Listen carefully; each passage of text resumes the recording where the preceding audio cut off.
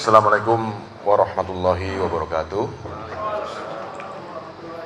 Alhamdulillah wa syukurillah wassalatu wassalamu ala sayyidina rasulillah wa ala alihi wa sahbihi wa ala amma ba'du. Yang saya banggakan mentor saya Mas Gus Coy. Ini kita itu lama dibina beliau di ISIS dulu. Bersama Pak Matori, ada Mas Olik Ahmad, Mas iya, Isa Muhsin, Mbak Lilis dan seterusnya. Beliau-beliau ini adalah salah satu generasi yang memang membangun satu perspektif bahwa demokrasi itu adalah jalan yang harus kita tempuh. Makanya kemudian ISIS sebagai wahana pencerahan anak-anak muda NU waktu itu. Moderator Mas Rohim dan Mas Ivan, narasumber yang luar biasa tadi, para senior yang hadir, mentor intelijen anak-anak muda NU, Mas Johan. Bukan hanya intelijen, beliau ini seorang analis strategis. Bukan hanya untuk NU, bukan hanya untuk kelompok kita, tapi untuk negara, levelnya negara, bukan lagi. Beliau ini nasionalis agamis. Sohibul Bait Bang Amsar yang selalu inspiring, karena di tengah pragmatisme dan karierisme kita, beliau ini selalu mengingatkan bahwa ada ideologi, ada ide, ada gagasan di dalam politik kita.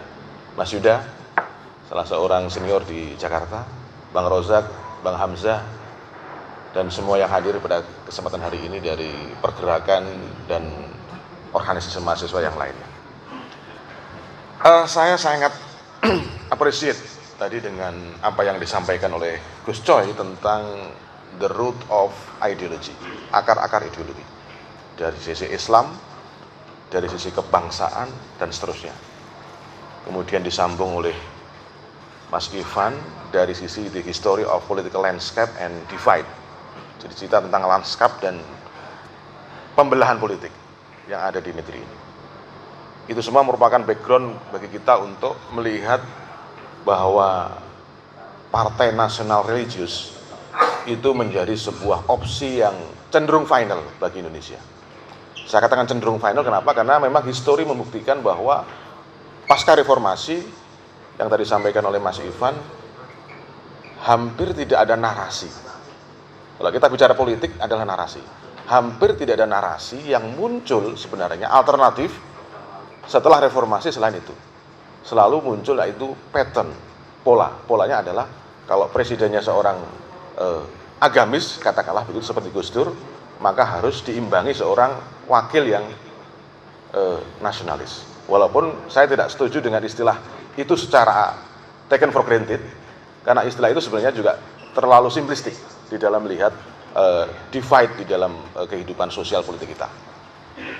Tapi apapun itu adalah sebuah cara baca ya, cara melihat apakah masyarakat itu bisa diorganize dengan identitas atau dengan agenda. Karena ketika kita bicara demokrasi di dalam masyarakat Islam, masyarakat mayoritas Muslim, atau masyarakat Timur, itu sama sekali berbeda dengan ketika kita melihat demokrasi di Barat. Demokrasi yang diperoleh dan muncul dari sebuah social culture, yaitu individualism. Ketika muncul one man, one vote, maka sebenarnya itu adalah wujud dari pengentalan individu. Tapi ketika kita bicara demokrasi di masyarakat kita, tidak ada one man, one vote sebenarnya. Karena ketika kita bicara demokrasi di Papua misalnya, ada konsep noken ya. Orang silakan coblos, kepala suku yang coblos. Itu adalah sebuah model yang tidak bisa disamakan dengan model Barat yang proses revolusi menghasilkan individu. Sementara revolusi di Indonesia, di masyarakat Timur itu menghasilkan pertumpahan darah. Nah, saya tidak tahu karena kita kemudian terlalu tergantung kepada cara pandang Clifford Geertz di dalam melihat social structure kita, social divide kita. Santri pria Abangan, walaupun sudah dikritik habis oleh para sosiolog yang lain, tetap menjadi landscape tadi yang dibilang oleh Mas Ivan tadi.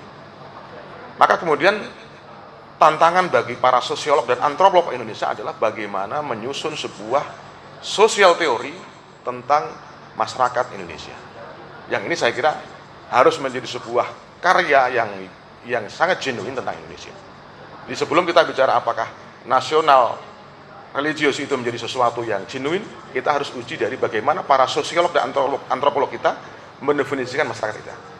Sebuah masyarakat yang harus menerima dengan mentah-mentah semua produk dari teori-teori sosial barat.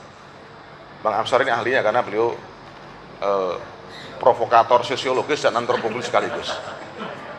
Nah, jadi sekali lagi kita ini hidup dalam bayang-bayang dan hantu-hantu dari teori-teori sosiologis barat sebenarnya. Kita belum bicara dari analisis intelijennya Mas Johan. Kita bicara dari namanya bayang-bayang ideologi dan bayang-bayang teori sosial yang dipersembahkan barat untuk mengatur dunia, katakanlah gitu kan. Kita bicara itu.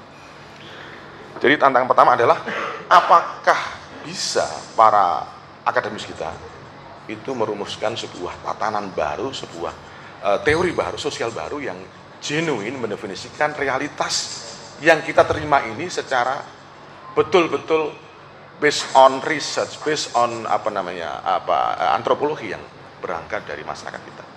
Itu satu masalah kita. Yang kedua, ketika kita bicara namanya partai, sekali lagi partai ini adalah invention. Kalau dalam bahasa kita bid'ah lah partai ini sebenarnya kan.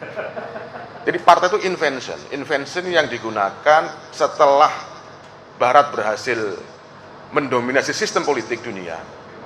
Maka dunia harus dengan menganut demokrasi. Jadi demokrasi itu bukan sesuatu yang lahir ujuk-ujuk, bukan sesuatu yang lahir taken for granted. Demokrasi itu by proses, dan kemudian kita hari ini menganut dalam bahasa yang lebih liberal adalah politik yang berbasis kepada pemenuhan atau dorongan-dorongan dari kapitalisme. Nah, kemarin ketumnya Cak Pendi mengatakan, kalau kita mau jujur, sebenarnya kita ini adalah liberal. Itu ketumnya beliau menyampaikan. Artinya apa? Suka atau tidak suka, kemudian nyata atau tidak nyata, kita merasakan bahwa sistem politik kita adalah sistem politik yang liberal. Sistem yang kita adopsi dari Barat, tapi kita hidup dalam tatanan sosial yang anti Barat. Maka kemudian ketika kita menjelaskan ideologi itu apa sih sebenarnya? Apakah ideologi itu adalah versi yang segaris dengan kenyataan atau versi yang berlawanan dengan kenyataan? Ketika kita bicara tentang ideologi misalnya, ideologi Islam, apapun Islam di dunia hari ini, gagal merumuskan apa agenda politiknya. Kalau kita mau bicara sekarang misalnya perkembangan terakhir di Tunisia, Presiden Tunisia yang baru membuat sebuah konstitusi menghapus Islam sebagai dasar negara. Karena Islam dianggap terlalu dekat dengan teroris. Islam itu dianggap sepadan dengan teroris. Nah, apa seperti itu? Atau kita bicara misalnya Indonesia yang sering dianggap sebagai the middle way, jalan tengah dari semua namanya Islam politik maupun Islam sekuler. Indonesia dianggap sebagai the middle way. Berkah dari kakeknya Mas Johan yang kemudian merumuskan sebuah negara kesepakatan, negara yang berbasis agreement, konsensus. Karena ketika Nabi Muhammad hijrah ke Madinah, sebenarnya Nabi Muhammad adalah seorang yang pragmatis, seorang yang sangat realis di dalam politik. Kenapa? Karena dia tahu bahwa political power dan political economy itu ada di kelompok Yahudi, ada di kelompok Kristen, yang secara realitas mereka adalah sebuah kekuatan yang well connected dengan struktur politik di luar Arabia, baik yang ada di Bizantium maupun ada yang Parsi. Nah, jadi Nabi Muhammad adalah seorang politisi yang sangat pragmatis dan sangat realis di dalam melihat kenyataan ini. Dan itu yang kemudian ditiru oleh para founding father kita dengan membuat sebuah negara Assalam tadi, based on Muktamar NU di Banjarmasin yang saya kenal Cak Fendi tadi. Jadi dari sisi politik harus selalu pragmatis sebenarnya. Dalam pengertian pragmatis adalah based on reality, berbasis pada kenyataan-kenyataan yang kemudian bukan dari invensi yang ditanam orang kepada realitas kita tadi. Nah, jadi kalau kemudian kita ditanya, apa ideologi kita? Apa ideologi yang bisa mempersatukan kita? Terus terang sampai hari ini kita tidak menemukan itu. Ini semua adalah narasi, cerita.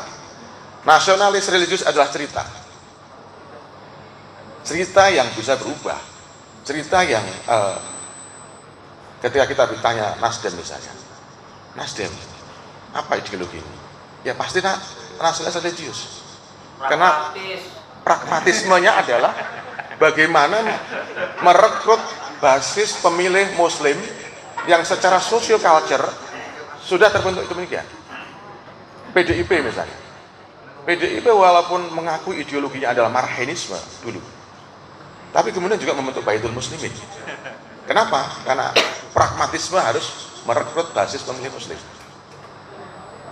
Kalau PKB, nggak punya ideologi itu maksudnya. justru PKB adalah partai yang paling berideologi. Kenapa? Saya tidak melihat apanya. Ini adalah proyeknya Gus Dur sebenarnya. PKB itu adalah proyek Gus Dur justru untuk menjembatani apa yang disebut sebagai alienasi politik masyarakat Indonesia. Keterasingan politik Indonesia dari teori-teori dan model barat kemudian disesuaikan dengan culture Indonesia. Cak Fendi lah salah satu sebenarnya pembentuk ideologinya Cak Fendi sebenarnya itu di PKB itu. Tapi saya nggak tahu nanti ke depan pasti harus memerlukan invensi-invensi juga. Nah, artinya apa? Tidak ada partai, walaupun partai itu dipimpin oleh seorang tokoh Kristen sekalipun, seperti siapa yang pemilik TV itu? Heri Tanu. Heri Tanu juga harus berkeliling ke pesantren, harus pakai kopiah, harus menggunakan identitas-identitas itu. Artinya apa? Kita ini semua sebenarnya tidak sedang berdebat tentang ideologi, tapi berdebat tentang how to preserve the power, bagaimana mempertahankan kekuasaan. Jadi kita harus akui itulah basisnya adalah masyarakat yang mengambang sebagai peninggalan lanskap politik Orde Baru dan Orde Lama. Kemudian kita hari ini ditantang untuk bicara itu, maka yang muncul adalah dinasti. Dinasti adalah jalan keluar dari alienasi politik masyarakat Indonesia. Dan sebenarnya dinasti itu kan sebenarnya counter demokrasi. Tapi prakteknya itu bisa berjalan di Indonesia.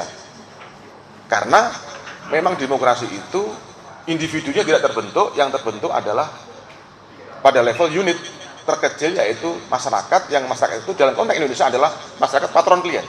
Masyarakat yang berbasis kepada hubungan-hubungan antara kepala suku dengan anak buahnya, dengan unit-unit terkecilnya. Nah, ini secara sosiologis yang saya kira harus kita definisikan dengan baik, harus kita rumuskan dengan baik, sehingga kita bicara nasionalis, religius, atau apapun namanya, kita tidak sedang bicara narasi yang terpisah dari kenyataan masyarakat Indonesia. Kalau nanti kita bicara siapa calon presiden berikutnya, saya kira gampang aja melihatnya kan. Hari ini Jokowi sudah datang ke Rusia dan Ukraina. Itu sesuatu yang saya kira melampaui pencapaian seluruh pemimpin dunia hari ini. Tidak ada pemimpin yang bisa bertemu dua kubu sekaligus selain Jokowi. Ukraina, Rusia, hanya Jokowi. Artinya apa? Ini yang hebat adalah arsiteknya. Mungkin Mas Johan arsiteknya. Kenapa demikian? Karena kita bicara geopolitik ya. Politik di Indonesia selalu bagian dari cipratan geopolitik sebenarnya. Kita nggak bisa lepas dari cipratan geopolitik itu. Mau kita bicara tadi Clifford Geertz bikin teori santri pria abangan, itu juga sebenarnya adalah inception untuk memetakan bagaimana masyarakat Indonesia secara sosio-antropologis. Nah, geopolitik terlalu kuat membentuk dan menentukan siapa pengganti atau siapa rezim yang harus berkuasa. Karena kita ini dalam konteks percaturan itu masih menjadi bagian yang tidak terpisahkan dari permainan big powers, ya, para pemain besar dunia. Siapa yang bisa memungkiri bahwa Pilpres Indonesia itu pasti ada campur tangan Amerika dan campur tangan Cina secara geopolitik. Karena masing-masing sedang bertarung. Oh, sekarang nanti pertarungannya adalah Indo-Pasifik misalnya, mau bicara dengan Regional Comprehensive Cooperation, ataupun babak-babak pertarungan yang lainnya. Itu semua adalah bagian dari apa yang kita sebut sebagai tantangan geopolitik yang harus dipahami oleh siapapun pemimpin Indonesia. Mau kita bicara Anies calonnya Gus Coy, mau bicara Ganjar calonnya Pak Jokowi misalnya, atau mungkin semua adalah calonnya Pak Jokowi, saya nggak tahu. Jangan-jangan semua calonnya Pak Jokowi, kan gitu. Karena Pak Jokowi ini seorang pemain politik yang sangat halus, dan saya lihat beliau mengerti secara dalam struktur sosial kita dan kemudian masuk. Siapa yang bisa menolak Pak Jokowi masuk ke pondok-pondok pesantren selama kampanye terakhir? Kalau kita mengakui bahwa identitas itu menjadi sesuatu faktor pembeda, agama itu menjadi faktor pembeda, kesantrian menjadi faktor pembeda, Pak Jokowi yang mungkin abangan malah bisa masuk ke dalam. Ini kan sebuah pertanyaan yang saya kira harus dijawab tentang what is the dividing identity between society, among society. Saya kira kita harus maksudnya apakah kelas, apakah gender, apakah seks, apakah kemudian agama, atau kita harus membentuk sebuah cara pandang baru tadi. Jangan-jangan kita harus bicara agenda bersama gitu. Apa agenda bersama kita di tengah keterasingan politik kita tadi, keterasingan teori-teori sosial politik tadi.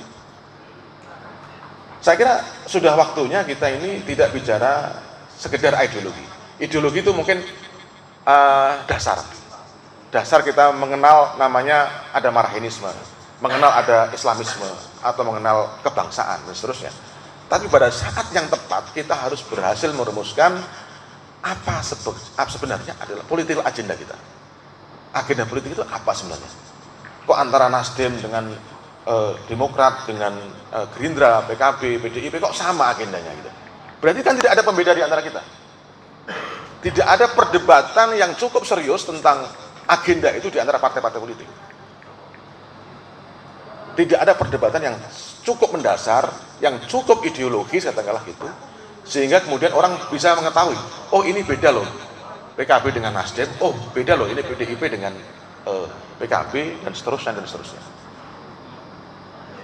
Jadi itu satu tantangan yang harus kita jawab di dalam melihat new political landscape dan new political divide. Alih-alih kita bicara divide, kita bicara common agenda gitu saya kira. Common agendanya apa?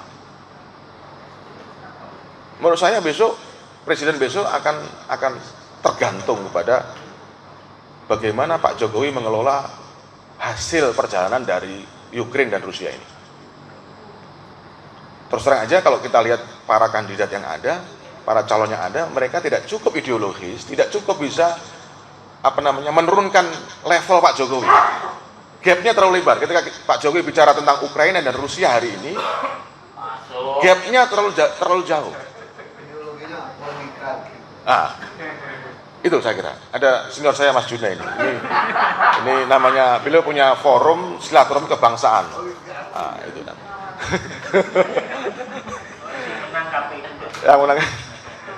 Jadi itu ya, saya ingin mengajukan 3 pertanyaan tadi tentang masalah tantangan bagi para sosio-antropolog Indonesia di dalam merumuskan sosial teori yang betul-betul bisa keluar dari jebakan individualisme dan komunalisme tadi.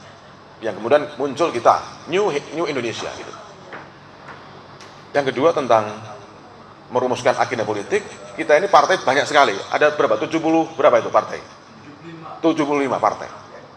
Nah, apa beda antara partai itu? Yang beda cuma namanya saja. Jangan-jangan bandarnya sama kan gitu kan? Kan gitu. Sama ketua umumnya. Sama ketua. Jadi saya kira misalnya kalau kita bicara tentang NU ya, kita bicara tentang diri kita sendiri misalnya atau komunitas kita. Kalau kita tadi bicara tentang ideologi yang telah begitu lumer ya. Orang misalnya menjadi Islam itu ya Indonesia, Islam Indonesia. Orang bicara apapun, sekarang orang akan menjadi NU pada saatnya. Semua tahlil hari ini kan. Sebagai identitas orang tahlil semua. Mau marhen, mau apa semua, tahlil semua. Artinya apa? Tantangan bagi NU adalah merumuskan sebuah politik yang betul-betul bisa menginspirasi dan mempenetrasi agenda semua partai kalau kita bicara itu ya. Ada Cak Pendi, ada yang lain-lain. Saya kira itu sebuah saya nggak tahu apakah para kader NU di berbagai partai itu kebetulan atau by setting, saya nggak tahu. Ya. Yang tahu Mas Johan. Bahwa NU punya PKB sebagai partai yang lahir langsung dari rahimnya, itu adalah sebuah keniscayaan, karena itu adalah kendaraan politik yang mungkin dan paling rasional untuk melegitimasi agenda langsung politik dari NU. Nah, jadi saya kira banyaknya kader NU yang di partai politik lain itu juga sebuah blessing yang harus mestinya diintegrasikan dengan kekuatan politik utama NU yaitu PKB.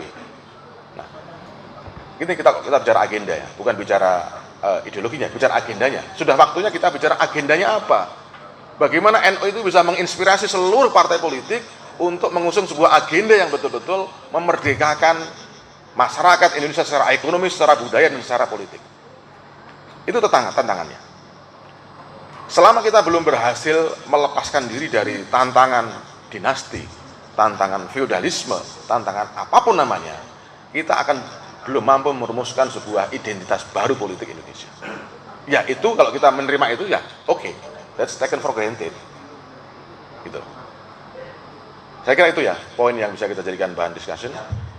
Sekali lagi saya appreciate dengan paparan Gus Coy yang memang secara dalam mengupas akar-akar ideologi tadi, Islam maupun yang lainnya, dan Mas Irfan yang menjelaskan tentang betul-betul social landscape dan divide yang kemudian menjadi basis dari pandangan kita tentang nasionalis dan religius. Terima kasih. Mohon maaf mungkin jika ada kekurangan. Wallahul muwaffiq ila aqwamit thoriq. Wassalamualaikum warahmatullahi wabarakatuh.